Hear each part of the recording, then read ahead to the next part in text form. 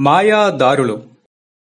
ఒక అడవిలో సింహం, పులి ప్రక్క స్థావరాలలో నివసిస్తూ ఉండేవి. సింహం అడవికి మృగరాజు. చాలా మంచిది. ఇతర జంతువులను సమదృష్టితో చూసేది. వాటికి ఏ చిన్న కష్టం వచ్చినా ఆదుకునేది. సింహానికి ఒక కొడుకు ఉన్నాడు. దాని పేరు సింబా. మృగరాజుపై ఉన్న గౌరవంతో జంతువులన్నీ సింబాని ఆడిస్తూ పాడిస్తూ ప్రేమగా చూసుకునేవి. ప్రక్క స్థావరంలో ఉండే పులి అస్సలు మంచిది కాదు. ఎవ్వరికి ఎటువంటి సాయం చేసేది కాదు. పైగా ఏదైనా జంతువు ఒంటరిగా కనిపిస్తే చాలు వేటాడి మరీ చంపుకు తినేసేది. పులికి ఒక కొడుకు ఉన్నాడు. దాని పేరు మున్నా. మున్నా కూడా తండ్రిలాగే దుష్టబుద్ధి కలది. దాంతో మిగిలిన జంతువులేవి మున్నాతో కలిసేవి కాదు. రోజులు అలా గడిచిపోతుండగా ఒకనాడు మృగరాజు అనారోగ్యంతో మంచాన పడ్డాడు. ఆ అడవికి వైద్యుడైన గొరిల్లా వచ్చి సింహాన్ని పరీక్షించి ఇలా అన్నది: సింబా, మీ నాన్నకి చాలా పెద్ద జబ్బే చేసింది. ఇది ఎంతకాలంగా లోపలే ఉంది. ఇవాళ్లే బయటపడింది. వెంటనే ఆపరేషన్ చేయాలి. అందుకు 5 లక్షల వరకు ఖర్చవుతుంది. డబ్బు ఏర్పాటు చేసుకుంటే ఆపరేషన్ చేసేస్తాను. లేకపోతే నీకిక మీ నాన్న దక్కడు అని చెప్పి వెళ్లిపోయింది గొరిల్లా. తండ్రికి అలా కావడంతో సింబాకి ఏడుపు వచ్చేసింది. అంత డబ్బు ఎలా సంపాదించాలో దానికి అర్థం కాలేదు. ఈ వార్త అడవంతా వ్యాపించి జంతువులన్నీ దుఃఖంలో మునిగిపోయాయి. కాని పులి మాత్రం మృగరాజు పోతే ఈ అడవికి తానే రాజు కావచ్చని ఆనందపడింది. కొడుకు మున్నాతో కలిసి సంబరాలు జరుపుకుంది.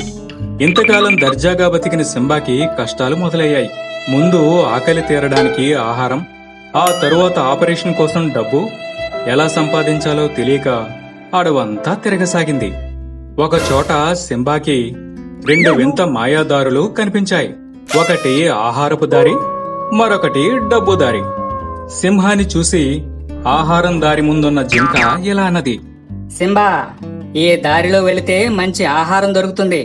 రా, నీకు నీ తండ్రికి కావలసినంత ఆహారాన్ని తీసుకెళ్ళు.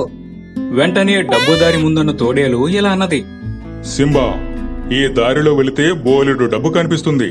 ఆ డబ్బుకు కాపలాగా ఉన్న జంతువుని చంపి మీ నాన్న ఆపరేషన్ కు అవసరమైనంత డబ్బు తీసుకెళ్ళు.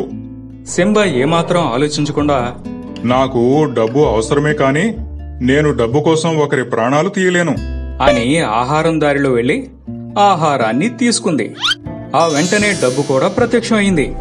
సింబా, నీ మంచితనానికి ఆ డబ్బు బహుమానం, తీసుకెళ్ళు అని వినిపించింది. ఆ మాటలు వింటూనే సింబా ఆనందంగా ఆహారంతో పాటు డబ్బు కూడా తీసుకెళ్లింది. వెంటనే తండ్రికి వైద్యం చేయించింది. మృగరాజు తిరిగి మామూలుగా అవడంతో సింబా ఆనందానికి అవధులే లేవు. అడవిలోని జంతువులన్నీ సంబరాలు కూడా చేసుకున్నాయి. ఈ మాయాదారుల గురించి తెలుసుకున్న పులి, దాని కొడుకు మున్న అక్కడకు చేరాయి. తాము కూడా సింహంలా బోలెడు డబ్బు సంపాదించవచ్చుననే అత్యాశతో అవి 2 డబ్బు దారిలో నడిచాయి. చివరికి తాము ఆశించినట్టు లోపల డబ్బు లేకపోగా మెరుపుల తాకిడికి పులి కొడుకు కాలిబూడిదయ్యాయి. అందుకే అంటారు, అత్యాశతో ఏ పని చేయకూడదని.